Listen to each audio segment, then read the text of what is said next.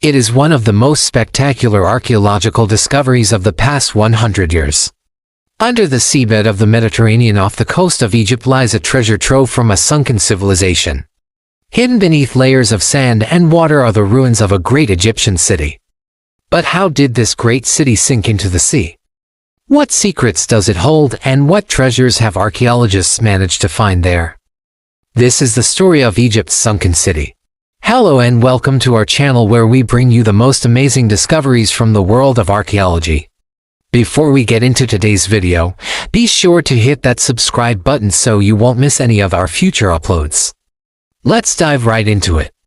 The subject of Egypt's sunken city can refer to a couple of different places, but primarily it's used to describe the ancient city of Thonis-Heracleion, a once great Egyptian port city.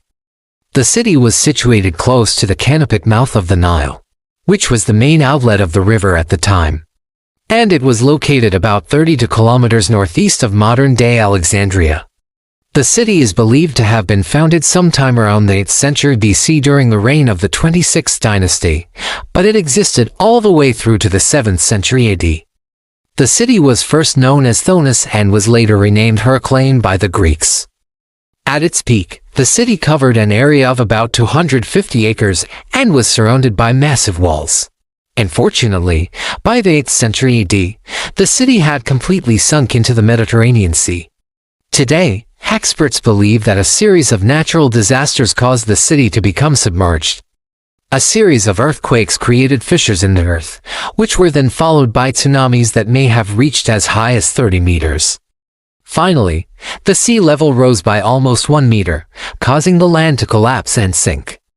To add insult to injury, a large part of the city sank just after the construction of a harbor and lighthouse, which means that some parts of the buildings still stick out of the water to this very day. But why did the city sink at that particular point in time? Scientists think that the natural disaster that destroyed the city happened at more or less the same time that the Noachite civilization collapsed. For their part, the Noachites were a mysterious people who lived along the eastern coast of the Mediterranean Sea. They were known to be fierce warriors who raided nearby settlements. However, because their cities were built on low-lying coastal plains, they were extremely vulnerable to rising sea levels and earthquakes. Therefore, it is possible that the last major earthquake and subsequent tsunami contributed to the end of the civilization. Thonis-Heracleion was renowned for being the mandatory port of entry for ships coming from the Greek world. If you wanted to trade with Egypt, you would have to sail into the canopic mouth of the Nile River. There are several locations in the Bible that refer to the ancient city. It's mentioned as the place where Joseph's body was preserved before being taken to Israel, as well as the location where the Israelites crossed the Red Sea and pursued by the Egyptians almost drowned when the waters returned to their former place. It's also believed that the city was located near the site of the biblical city of Tanis, which was inhabited by Hyksos forces. Overall, Thonis-Heracleion was an important religious, political and commercial center for the Egyptians. It was considered to be the gateway between the eastern Mediterranean and Egypt. At its peak between the 6th and 4th centuries BC, the city was incredibly active with intense maritime activity. Archaeologists found over 700 ancient anchors and 125 shipwrecks in the immediate vicinity of the city. Because of its importance, many gods and goddesses were worshipped in the city, including the most important deity, Ammon. There was even a magnificent temple dedicated to the supreme god. In fact, the temple was so grand that it even rivaled the Temple of Karnak in terms of size. Sadly, the temple is now in a state of complete ruin. Not only was the city an important religious center, but it was also famous for hosting one of the most secretive and exclusive ceremonies in all of ancient Egypt, the Mysteries of Osiris. If you wanted to participate in this secret ceremony, then you would have to travel to Tanis. Once you arrived, you would have to wait 3 days while priests performed rituals and told stories about the myth of Osiris. You'd then swear an oath of secrecy before being allowed to enter the sacred enclosure. As the years went on, the city thrived. It grew in size, wealth, and cultural importance. Trade flourished as merchants from all over the known world came to buy Egyptian goods. However, as the power of the Egyptian rulers declined, the city began to suffer. Eventually, it was completely abandoned and left to rot. For centuries, the exact location of the lost city was unknown until in 2000. Underwater archaeologist Frank Gaudio and his team rediscovered it using advanced technology to map and excavate the site.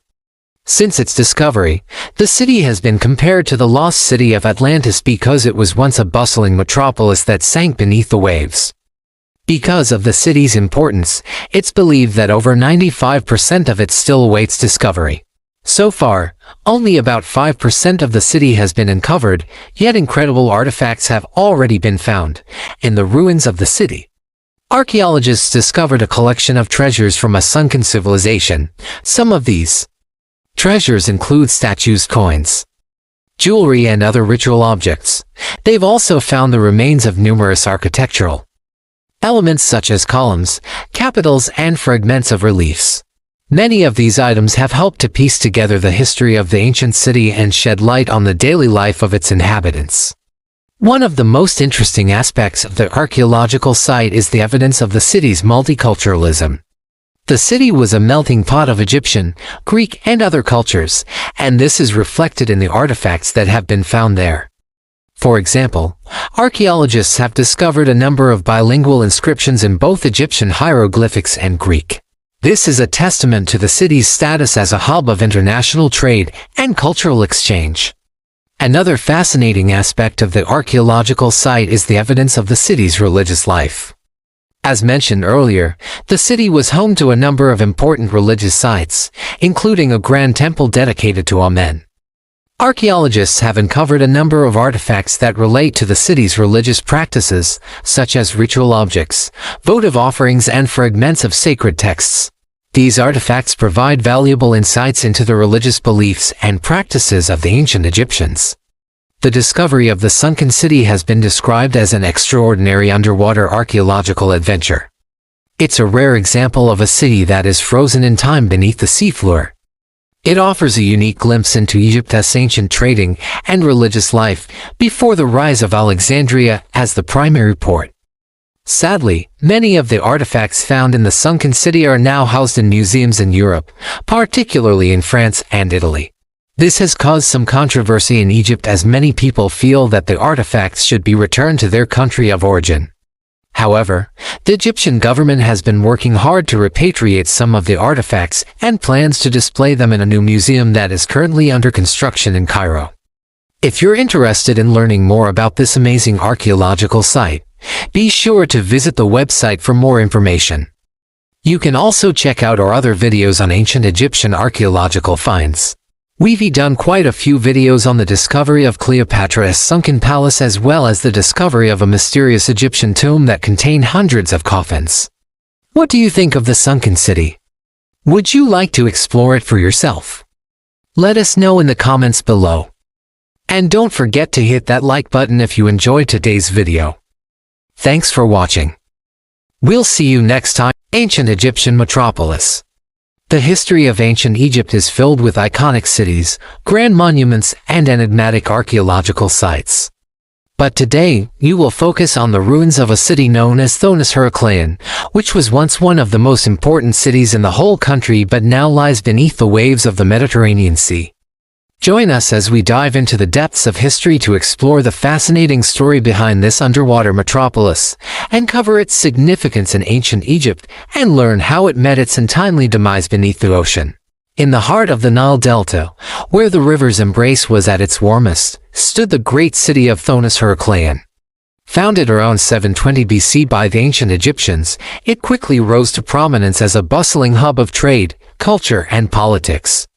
Its strategic location near the coast made it a gateway to the Mediterranean world, facilitating the exchange of goods and ideas between Egypt and the civilizations of Greece, Rome, and the Levant. The city's prosperity grew steadily, and by the time of Cleopatra, it had become one of the largest and wealthiest cities in the Egyptian Empire. The rise of Thonis-Heracleion can be attributed to several key factors. Firstly, its advantageous geographical location near the sea allowed the city to flourish as a maritime trading center. The citizens of Thonis-Heracleion excelled in various crafts and industries, producing exquisite works of art, pottery and textiles that were renowned throughout the ancient world. Their skilled artisans contributed significantly to the city's wealth and cultural prestige. Moreover, the fertile lands surrounding Thonis-Heracleion provided a reliable source of agricultural produce, ensuring food security for its inhabitants. The abundance of crops such as grain, fruits, and vegetables sustained the growing population and supported the city's vibrant economy. Additionally, the political stability and prosperity of ancient Egypt as a whole during the late period contributed to the rise of Thonis-Heracleion.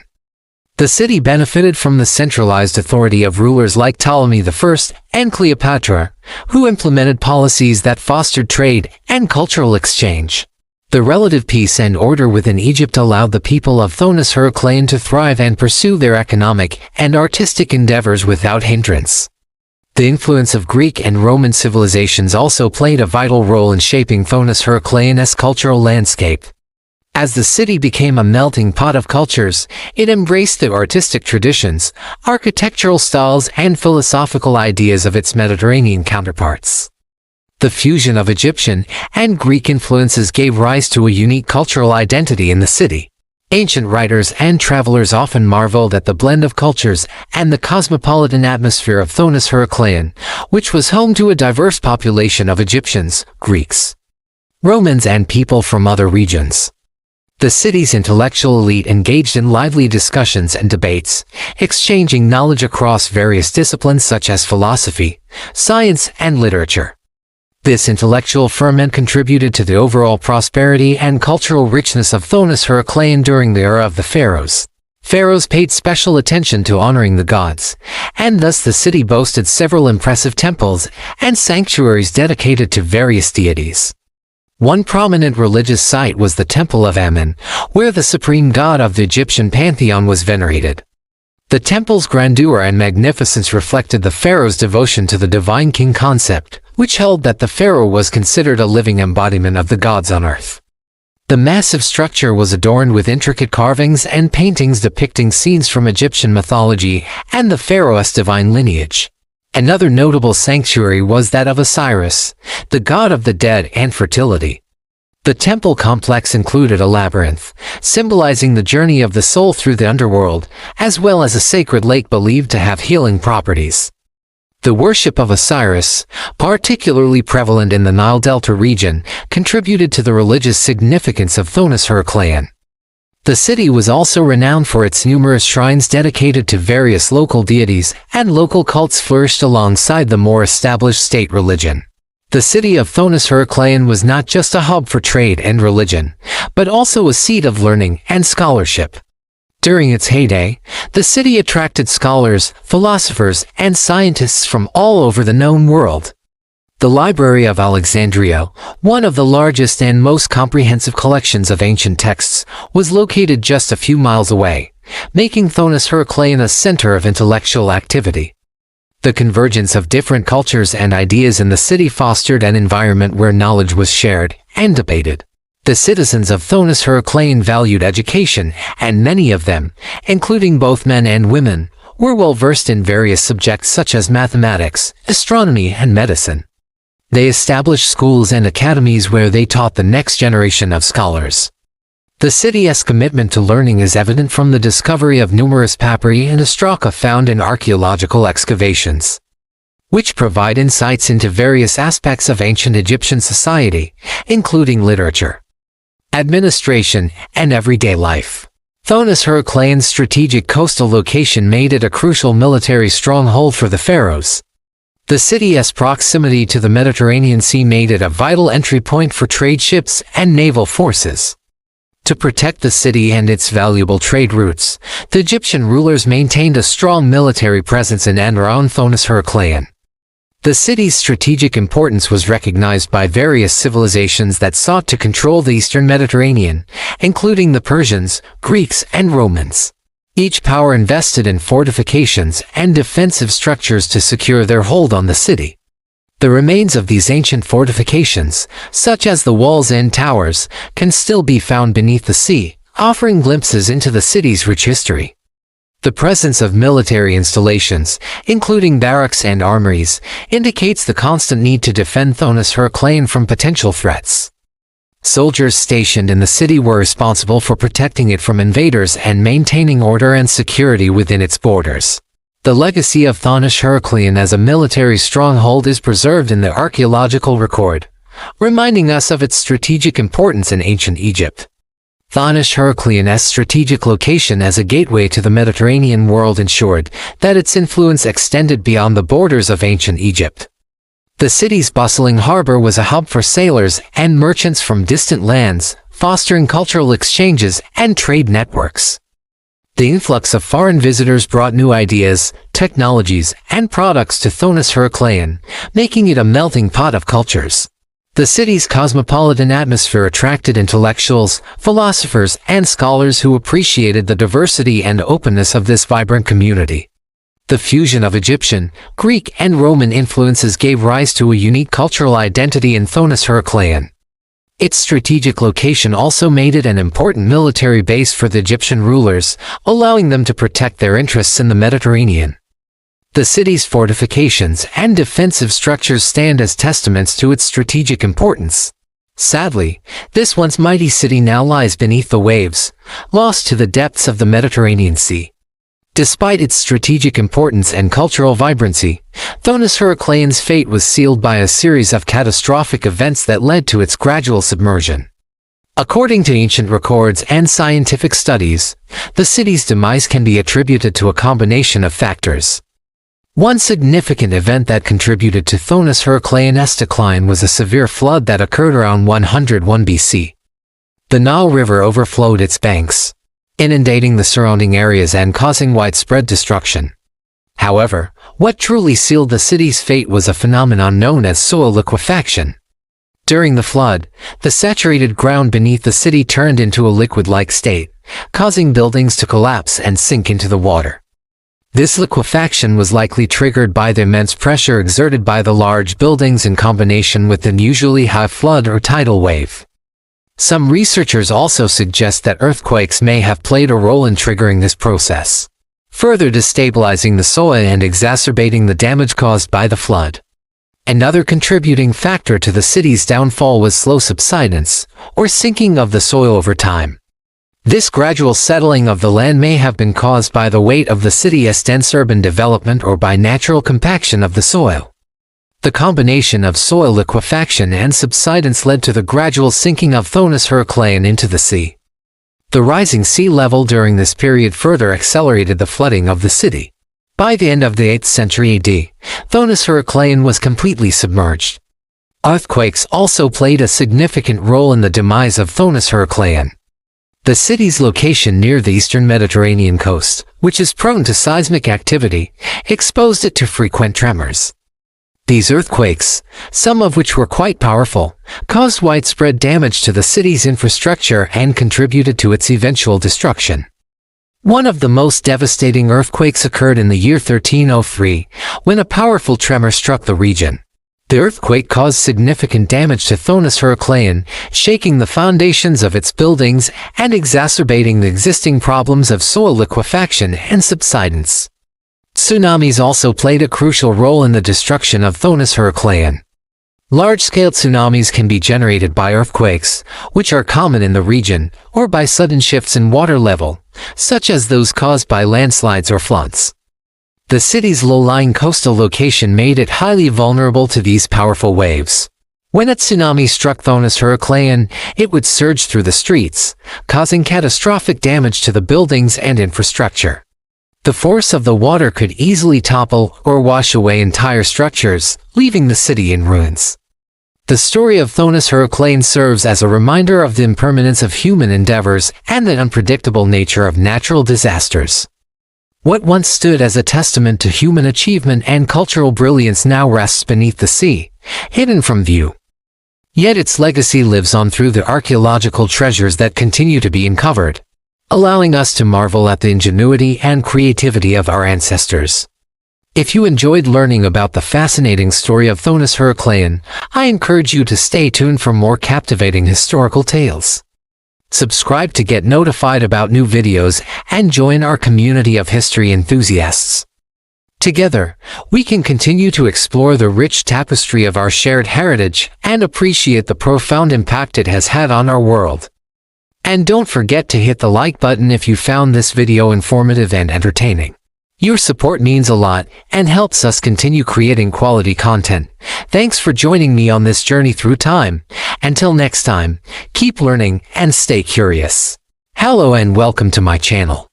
Today we are going to talk about one of the most important archaeological discoveries ever made. This discovery was so big it shook the world. It is the discovery of two ancient Egyptian cities that were found at the bottom of the sea. But what makes this discovery even more special is that they managed to find some major artifacts from these cities. And in today's video, we will be taking a closer look at 20 of these artifacts. So make sure to watch until the end. Also, please subscribe if you haven't yet so you can join us in exploring these ancient cities. Let's go. Point 20. A Colossus of the Sea.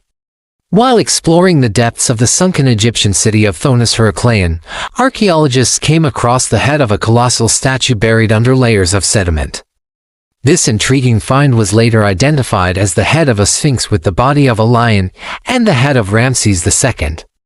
Crafted from quartz, the statue stood as a testament to the pharaoh's divine status, measuring an impressive 7 meters in length. What makes this sphinx particularly special is that it bears the cartouche of Ramses II on its waist, serving as a reminder of the pharaoh's enduring legacy. Number 19. Queen of the Depths. Among the most remarkable artifacts discovered in the sunken Egyptian cities is a nearly intact black granite statue of a woman believed to be a Ptolemaic queen. Standing at an impressive height of 4 meters, this colossal statue showcases the exquisite craftsmanship of the era. The statue's surface is adorned with hieroglyphic inscriptions that hold valuable clues to her identity and significance. Initially, the team found only the upper part of the statue, which included the head, shoulders, and arms. Later, during a subsequent dive, the lower torso was located nearby, hinting at a deliberate act of toppling rather than an earthquake causing the break. The statue's size, material, and level of detail suggest that it likely depicts Cleopatra III, wife of King Ptolemy I and mother of Cleopatra. Number 18. Lord of Marble. During the ongoing excavations at the sunken city of Thonis-Heracleion, archaeologists have unearthed a rare white marble statue of a Roman nobleman.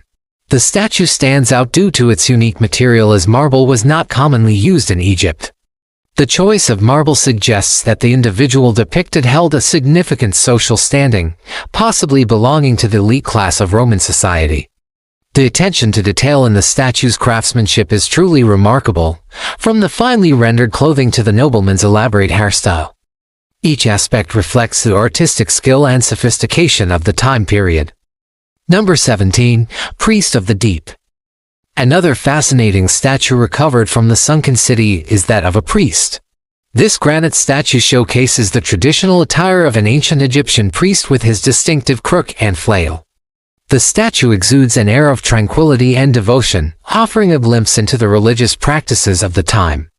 The discovery of the priest statue adds another layer to our understanding of the city's cultural and spiritual significance. Number 16. Temple treasures. Within the submerged ruins of the temple complex dedicated to the goddess Aphrodite, archaeologists discovered several intriguing pieces. Among them were a headless statue of Serapis, a Greco-Egyptian deity, and a fragment of a Roman altar inscribed with ancient Greek.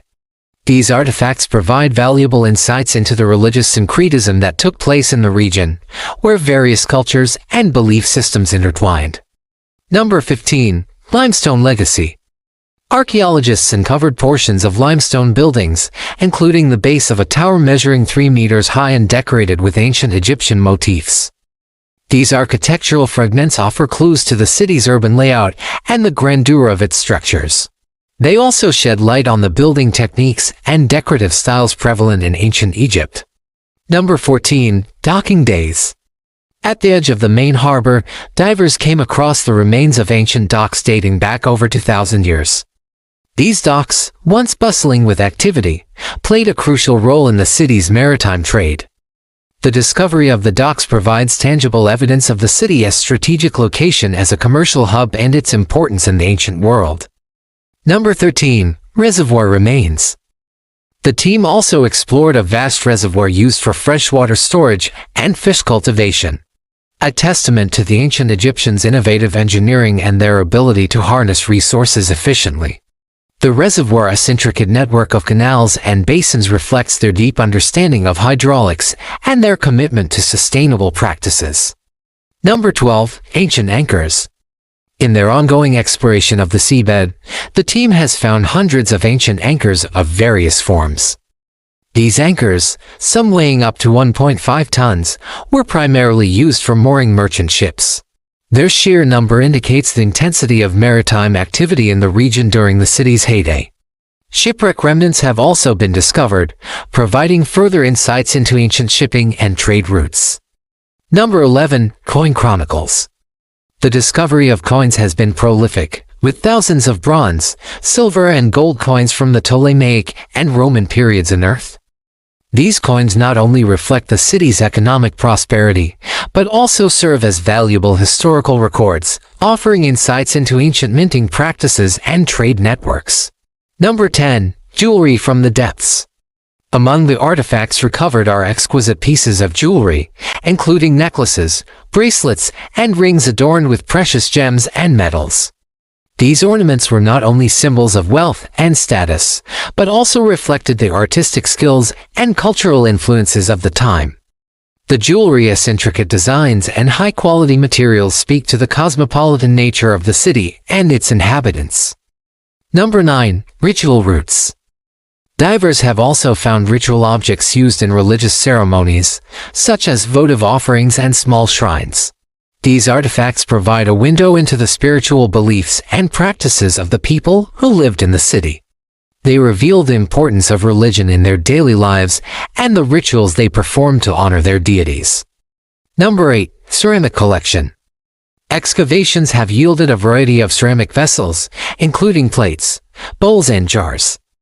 These ceramics not only served practical purposes, but also showcased the artistic skills of ancient potters. The diversity of shapes, sizes, and decorative patterns reflects the multicultural influences that converged in the city. Number 7. Tools of the trade. Archaeologists have uncovered a range of tools, including those used in metalworking, woodworking, and other crafts. These tools provide insights into the industrial activities that took place in the city, shedding light on the skills and craftsmanship of its inhabitants. They also reveal the economic and commercial importance of these trades. Number 6. Millstone marvel. Among the artifacts discovered is a set of large millstone fragments, remnants of the machinery used to grind grain. These stones, some weighing up to 1 ton, are believed to have been powered by donkeys or oxen, highlighting the agricultural and milling industries that thrived in the region. Number 5. Merchant marine. The excavations have revealed the remnants of merchant ships, offering a glimpse into the city's vibrant maritime trade. These ships, some measuring up to 50 meters in length, would have transported valuable goods, including papyrus, wine, and precious metals. The discovery of the ships provides a tangible link to the city's past as a major commercial hub. Number 4. Harbor cranes. The team came across the remains of harbor cranes used for loading and unloading ships. These cranes, constructed from large stones, demonstrate the advanced engineering and logistical capabilities of the ancient Egyptians. The presence of cranes underscores the city's efficiency and its status as a leading port city. No. 3. Shibaka stone. Perhaps one of the most enigmatic artifacts found among the submerged ruins is the Shibaka stone. This massive stone slab bears a trilingual inscription in ancient Egyptian hieroglyphs, Phoenician, and Greek. The inscription tells the story of Pharaoh Shibaka's military campaigns and victories, offering a valuable historical record of the era. No. 2. Broken Osiris. The discovery of broken ancient statues is a common occurrence during the underwater excavations. One notable find was a large statue of the god Osiris with the head of King Ptolemy II, partially covered in sand. Despite its damaged state, the statue remains an iconic representation of the religious beliefs and iconography of the time. No. 1. Sunken metropolis. Both Thonis-Heracleion and the nearby city of Canopus were once thriving metropolises. However, around 393 AD, the cities were abruptly submerged due to a natural disaster such as earthquakes, tsunamis, or rising sea levels. This event preserved a significant portion of the cities underwater, creating a unique archaeological site. The submerged streets, houses, and public buildings provide an unparalleled glimpse into ancient Egyptian life. As the research continues, it is anticipated that many more artifacts will be brought to the surface, each telling a piece of the rich history of these ancient cities. The collaborative efforts of marine archaeologists and scientists promise to unlock deeper secrets, bringing to life a vibrant chapter of Egypt's glorious past. The discoveries in these sunken cities provide a tangible connection to Egypt's ancient heritage. The artifacts, carefully preserved under the sea for centuries, offer invaluable insights into the country's rich history. By exploring these submerged treasures, we gain a deeper appreciation for the cultural, religious, and maritime traditions that shaped ancient Egypt. Many of these artifacts can be found in museums such as the Alexandria National Museum, where they are displayed for public viewing. Visiting these exhibitions allows people to connect with their cultural roots and marvel at the craftsmanship and artistry of a bygone era.